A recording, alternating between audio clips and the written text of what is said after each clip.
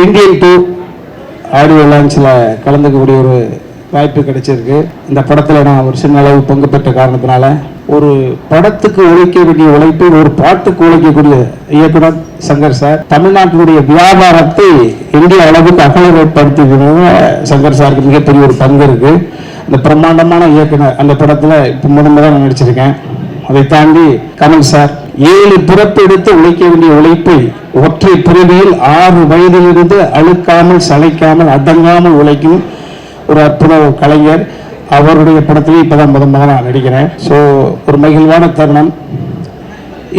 இந்த side Jailer, இந்த side Vikram, இந்த சைடு ஜவான், இப்படி முரட்டுத்தனமான வெற்றி படங்களுக்கு பின்னாடி இருக்கக்கூடிய தம்பி அனிருத். அந்த வகையில் உலகம் அளவுக்கு அறியப்பட்ட சுபாஸ்கரன் சாருடைய தயாரிப்பு.